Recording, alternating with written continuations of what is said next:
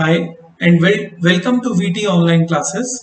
इन online classes में हम economics, maths, stats और भी बहुत सारे सब्जेक्ट्स ऑफर कर रहे हैं। आप लोग क्लास 12th में जो सबसे पहले मैक्रो इकोनॉमिक्स में चैप्टर पढ़ते हो वो है नेशनल इनकम। इसमें मैंने पहले वीडियो डाली है जिसमें इनकम मेथड को एक्सप्लेन किया गया है। आज मैं वैल्यू मेथड को एक्सप्लेन कर रहा हूँ। क्लास 12th एंड बीकॉम और इसके आगे भी ये टॉपिक काम में आता है, तो आप इसको जरूर सीखिए। तो हम इसके फॉर्मूले और इसके कंपोनेंट्स पे चलते हैं कि क्या क्या होने चाहिए, कैसे करते हैं, इसको कैसे सॉल्व करते हैं। सबसे पहले हम फॉर्मूले से स्टार्ट करते हैं। देखिए, फॉर्मूला बहुत ही आसान है इसका। पहले हम फॉर्मूला लिख लेंगे, फिर बारी बारी करके कंपोनेंट्स को एक्सप्लेन करेंगे। सबसे पहला कंपोनेंट है सेल्स। सेल्स में ऐड किया जाता है change in stock. Change in stock triangle sine delta से डिनोट करते हैं चेंज को। इससे हमें मिल जाता है value of output. Value of output value of output जो मिलता है उसको हम डिनोट करते हैं ग्रॉस वैल्यू ऑफ आउटपुट से, और ये सारा हमारा मार्केट प्राइस पे होता है।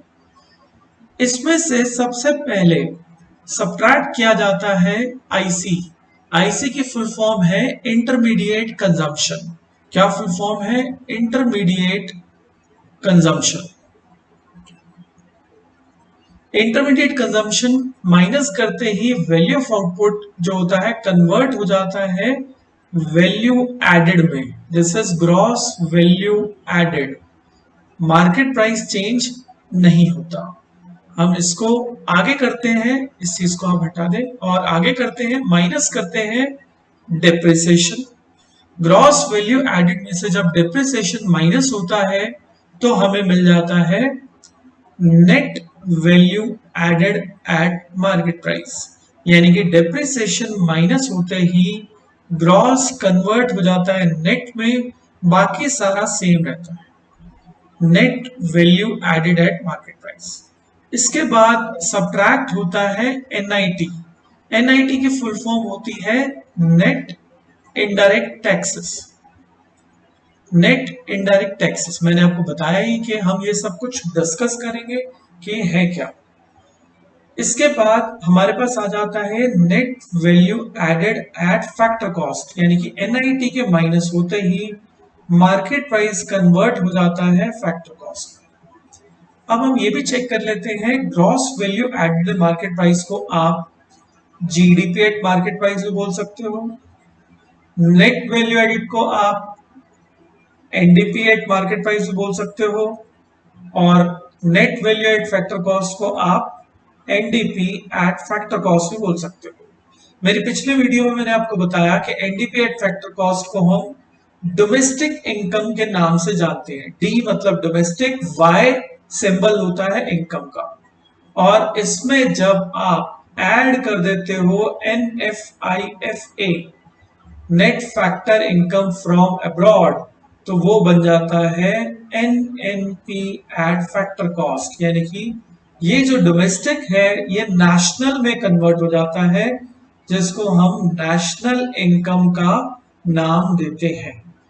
आगे हम सारे इन कंपोनेंट्स के बारे में सीखते हैं कि सारे कंपोनेंट्स कैसे न्यूमेरिकल्स में आते हैं और कैसे आपको इनको वहां से इंटरप्रेट करना है। देखो, सबसे पहला हमारा जो टॉपिक था वो क्या था? सेल्स। सेल्स को जनरली प्राइस इनटू क्वांटिटी बोला जाता है। कितने का एक प्राइस, मतलब कितने का पर पीस है और कितनी क्वांटिटी आप सेल कर रहे हो, इस तरह से। लेकिन पूरे इकोनॉमी के लिए सेल्स निकालने के लिए तो जितने गुड्स होंगे उनके लिए ये वाला मेथड यूज होता है। क्वेश्चंस में आपको डायरेक्टली सेल्स दी होती है, लेकिन सेल्स में क्या क्या ऐड करना चाहिए और क्या नहीं करना चाहिए वो देख लेते हैं। जितनी भी डोमेस्टिक सेल्स होती हैं वो इसमें इंक्लूड की जाएंगी। प्लस अगर आप बाहर की मार्केट में किसी भी तरह का एक्सपोर्ट्स कर रहे हो वो भी सेल्स में ऐड होता है। और किसी भी तरह का production done for self consumption, ये भी ऐड होता है। अगर आपको ये चेक करना है कि क्या क्या चीजें नेशनल इनकम में लेनी चाहिए, क्या नहीं लेनी चाहिए, तो एक छोटा सा वीडियो मेरा और है 1 या 2 मिनट का, जिसमें items to be included and not to be included in national income बताया जाता है। मैं इसी के साथ उसको टैग कर दूंगा, आप इजिली उसको देख सकते हो। तो सेल्स के बारे में हमें पता चला, डोमेस्टिक सेल्स, एक्सपोर्ट्स और production done for self consumption. Basically ये होती है हमारे प्राइमरी सेक्टर में, एग्रीकल्चर में, जहां पे फार्मर्स वगैरह प्रोड्यूस तो करते हैं वीट, राइस, बहुत चीजें, लेकिन वो अपने लिए भी रख लेते हैं। तो उस प्रोडक्शन को जो सेल्फ कंजम्पशन के लिए रख रहे हैं, उसकी वैल्यू एस्टिमेट की जाती है, अप्रोक्सीमेट वैल्यू एस्टिमेट की जाती है, और वो नेशनल इनकम में या फिर सेल्स में इंक्लूड की जाती है। अगली बात करते हैं हम चेंज इन स्टॉक का। चेंज इन स्टॉक का फॉर्मूला है closing stock minus opening stock. जितने भी अकाउंट्स के स्टूडेंट्स हैं उनको तो ये वाला फॉर्मूला बहुत आराम से आता है। Closing stock minus opening stock question में दिया होगा। अगर कोई एक ना दिया हो, अगर क्लोजिंग या ओपनिंग में से कोई नहीं दिया हुआ, तो उसको आप जीरो ट्रीट कर सकते हैं। अपनी तरफ से कुछ भी लेट नहीं करना। चेंज इन स्टॉक की जगह आपके पास और भी कई टर्म्स दी हो सकती हैं, जैसे कि आपके पास आ सकता है चेंज इन स्टॉक की जगह इंक्रीज इन स्टॉक, या फिर आ सकता है डिक्रीज इन स्टॉक, या फिर आ सकता है अनसोल्ड स्टॉक। देखो, जब भी इंक्रीज इन स्टॉक अगर आ गया तो इसको ऐड करना है, डिक्रीज इन स्टॉक अगर आ गया तो माइनस कर देना जी, और अनसोल्ड स्टॉक आ गया तो उसको भी ऐड करना है। तो ऐड इंक्रीज इन स्टॉक और अनसोल्ड स्टॉक वाला, और डिक्रीज वाला माइनस। नेक्स्ट टॉपिक है हमारे पास आईसी, जिसको हम नाम देते हैं इंटरमीडिएट कंजम्पशन। इंटरमीडिएट कंजम्पशन में हमारे पास बेसिकली रॉ मटेरियल आता है, फ्यूल आता है, और पार मतलब जो मशीन वगैरह को चलाने के लिए यूज होती है। इसमें अगर डोमेस्टिक के अलावा कुछ और भी है, जैसे इंपोर्ट कर रहे हो आप रॉ मटेरियल को, इंपोर्ट ऑफ रॉ मटेरियल, वो भी इसमें इंक्लूड किया जाएगा। बस आपको ये ध्यान देना होता है कि अगर क्वेश्चन में बड़ी फिगर सीधा ही इंटरमीडिएट कंजम्पशन दिया हुआ है, और साथ साथ आगे अगर आइटम्स में फ्यूल और पावर भी या कुछ और दिया हुआ, रॉ मटेरियल दिया हुआ, तो इंक्लूड नहीं करना। IC is a bigger figure, तो आईसी में सारी चीजें इंक्लूडेड है। ऐसे sales is a bigger figure, उसमें सारी चीजें इंक्लूडेड है। लेकिन अगर क्वेश्चन में डोमेस्टिक सेल्स मेंशन्ड है और उसके बाद क्वेश्चन में आगे एक्सपोर्ट्स और कुछ और भी दिया हुआ है, तो आपको इंक्लूड करना पड़ेगा। सेम गोज फॉर आईसी और एनी अदर कंपोनेंट्स। अगला पार्ट आता है हमारा डेप्रिसिएशन। डेप्रिसिएशन के नाम याद कर लेते हैं। डेप्रिसिएशन का कोई फॉर्मूला तो है नहीं, डेप्रिसिएशन डायरेक्टली आपको दिया होता है। इसका नाम याद करते हैं, जैसे इनके नाम है normal, wear and tear. Normal, wear and tear. एक और नाम आता है जी एक्सपेक्टेड ऑब्सोलीसेंस। एक्सपेक्टेड ऑब्सोलिसेंस, ये आपको क्लास 12 के डेप्रिसिएशन चैप्टर में पढ़ाए जाते हैं। इसके अलावा और भी नाम है, जैसे कि consumption of fixed assets, consumption of fixed assets, या फिक्स्ड कैपिटल, या फिर एक और नाम आ जाता है कैपिटल कंजम्पशन अलाउंस। जो भी नाम वहां पे अपीयर हो, आपको लेना तो डेप्रिसिएशन की तरह ही ट्रीट करना है। ठीक है जी। नेक्स्ट आता है हमारा एनआईटी। एनआईटी की फुल फॉर्म जो होती है नेट इनडायरेक्ट टैक्स है, लेकिन इसका फॉर्मूला क्या है? Indirect tax minus subsidies. Indirect tax minus subsidies. अगर इसमें से इनमें से कोई एक ना दिया हो तो आप उसको जीरो ले सकते हैं। एनआईटी पॉजिटिव भी आ सकता है, एनआईटी नेगेटिव भी आ सकता है, एनआईटी जीरो भी आ सकता है। जब ये बड़ा होगा आईटी सब्सिडीज से तो पॉजिटिव आएगा, जब आईटी और सब्सिडीज इक्वल होंगे तो नेगेटिव आएगा, जब आईटी छोटा होगा सब्सिडीज तो नेगेटिव आएगा, आईटी और सब्सिडीज जब इक्वल हो जाएंगे तो ये जीरो आएगा। ये 1 मार्कर्स में भी आपसे पूछा जाता है। 1 मार्कर्स एमसीक्यू में कई ऐसी चीजें हैं नेशनल इनकम की जो पूछी जा सकती हैं।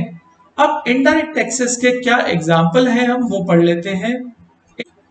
इनडायरेक्ट टैक्स के हमारे क्या क्या एग्जांपल्स हैं, जैसे इनडायरेक्ट टैक्स में आपके पास वैट जिसको वैल्यू टैक्स कहते हैं, जीएसटी जिसको गुड्स एंड सर्विस टैक्स कहते हैं, किसी भी तरह का सेल्स टैक्स, किसी भी तरह का एक्साइज, कस्टम ड्यूटी, इस तरह की चीजें इनडायरेक्ट टैक्स में आती हैं। जब आप इसी बुक में मैक्रो इकोनॉमिक्स में आपको बजट वगैरह पढ़ाया जाएगा तो उसमें इनडायरेक्ट टैक्स के और आपको चीजें बताई जाएंगी, इसके बारे में और डिटेलिंग बताई जाएगी। सब्सिडीज का एक और नाम आ जाता है, सब्सिडीज का नाम आता है cash grants by government, cash grants by government to private sector या टू फर्म्स, इस तरह से लिखा हुआ आ सकता है। सब्सिडीज एक बेनिफिट है और टैक्स एक पेमेंट है, तो पेमेंट में से सब्सिडीज माइनस करोगे तो नेट इफेक्ट जो आता है वो कहलाता है एनआईटी, और मैंने बताया कि एनआईटी पॉजिटिव, नेगेटिव या फिर जीरो भी हो सकता है। आगे एनएफआईए के बारे में हम पहले भी डिस्कस कर चुके हैं। एनएफआईए एफए क्या होता है, फीफा माइनस फीटा।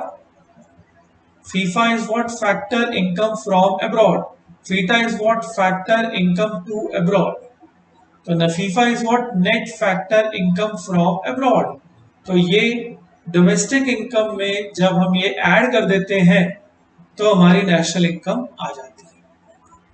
ठीक है, डोमेस्टिक इनकम में ऐड होता है तो नेशनल इनकम में आ जाता है। ध्यान रखना, कई बारी आजकल एग्जामिनर क्या करते हैं, factor income, net factor income from abroad की जगह पर net factor income to abroad दे देते हैं, यानी कि फ्रॉम अब्रॉड की जगह टू दे दिया। तो फर्क सिर्फ इतना आता है, ये चीज यहाँ पे ऐड हो रही है तो वो चीज यहाँ पे सब्ट्रैक्ट हो जाएगी, net factor income to abroad. बाकी आपको ये चेक करना होता है कि नफीफा पॉजिटिव में आ रहा है या नेगेटिव में आ रहा है, ये चीजों का आपको ध्यान रखना पड़ेगा। अगली वीडियो में हम डिस्कस करेंगे आपका एक्सपेंडिचर मेथड। तब तक के लिए बी अपडेटेड और सब्सक्राइब कीजिए। कोई भी क्वेरी होती है तो नीचे दिए गए नंबर पर आप मुझे व्हाट्सएप कर सकते हैं, फ्री कंसल्टेशन है ये।